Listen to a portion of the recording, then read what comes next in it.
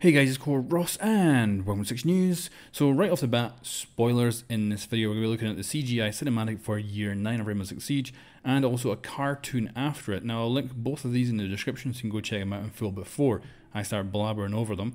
But yeah, if you've done that, we're going to jump in and have a quick look. And of course audio might be a bit worse than usual because I'm in a hotel right now in Sao Paulo. Just got back from the SI and wow, it's quite epic.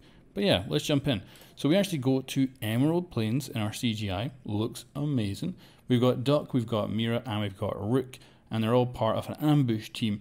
We can also see the unidentified guy here that was in the artwork within Lair and one of the targets, or is actually the main target that Damus is after in this operation. So Damus and his buddies from the Cares Squad, or the Cares Legion, actually sneak on in, and it's cool to see this played out like a real game. We see our defenders, who are the asset protection operators.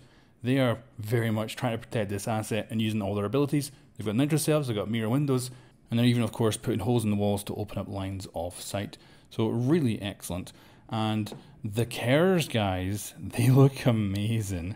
I've actually got a theory about these guys that I'll cover later when I'm back from Sao Paulo, but they are sweet. Now the Cares Legion is, the name is anyway based on Greek goddesses. They're like, they come and feast on the dead once a battle's done.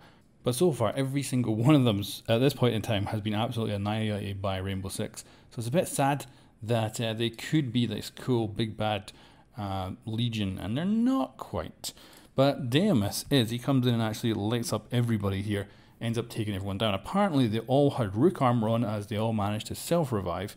But the one that actually saves the day is, of course, a fan favourite, and that is Zero, otherwise known as Sam Fisher. Now, this is a surprise for me because I think, obviously, Sam Fisher's from a different IP. It's still Tom Clancy, but of course, it's the Splinter Cells. So, to make him the main one to actually save the day, I also think he looks about a decade younger than usual in this compared to what we've seen him before. And it's epic. Now, actually, both of these guys are probably about the same age. So, probably is a relatively fair fight. Although I guess technically Zero actually does lose here because Rook ends up shooting Damus in the eye. So it actually hits his eyepiece and deflects off, so he doesn't end up getting killed. But pretty damn good helmet or face mask that thing is to take a round. And then suddenly everybody's back up and he is now captive. Now that's not the end of it. We got another one which kind of looks like the style they would normally use as a cartoon for the launch of the actual season when it comes out live, and it shows Damus's backstory, so we'll cover that real quickly. But I should say, it's maybe a bit of an underwhelming kind of thing that Damus is now captured. I assume he's going to escape at some point, but last time obviously Damus took out Harry, and then this time he just gets captured, and it's like, yeah, it's cool, but doesn't really explain what the heck he's doing, why he's doing things. But anyway, let's jump into the cartoon.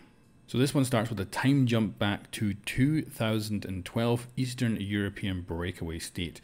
I'll notice here that Damus is quite young in this, and that might mean potentially he's not as old as I thought he was with Zero, because if this is just 2012, he looks like he could easily be in his late 20s, maybe early 30s.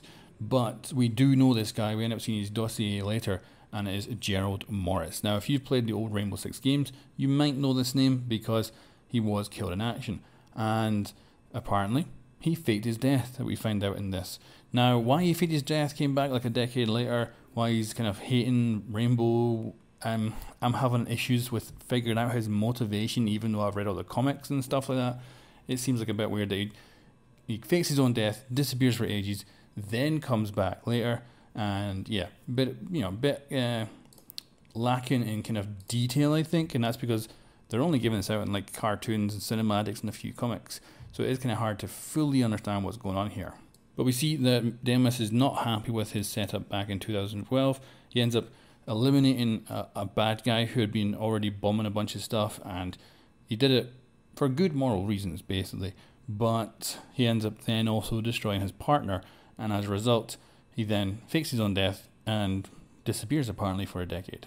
Now because I am currently in Sao Paulo and got to check out the new season and the new Year 9 roadmap, I can't speculate at all in this video, but I'm loving the fact that we got a cinematic today. That makes me feel like they must have confidence in the season reveal, which happens on Saturday, because they could have had this be the opening thing at the 6th Invitational, followed by the reveal all in one day, whereas they haven't done that. They've actually put this out here first. Makes me kind of hopeful that season 1, they feel like they've got enough to show off for Saturday's reveal, and then Year 9 roadmap is going to be revealed on the Sunday. Oh, and I should mention the teaser we got yesterday as well. That was one I was not able to cover, was far too busy, but we should have a quick look at it now. And it basically shows this little flying drone with a black glove hand, and then in the background it's Deimos's pistol, so his like Magnum, or the Harrier Destroyer 5000 as I like to call it. So yeah, that's the final teaser, or probably the final teaser for the new operator, and yeah. Anyway guys, let me know what you think of all of this, and I'll catch you next time. And give me a heads up if you think the audio should be louder or quieter or whatever. There's background noise unfortunately in this hotel, but that's just something we have to deal with. Anyway guys, thanks for watching. Catch you next time.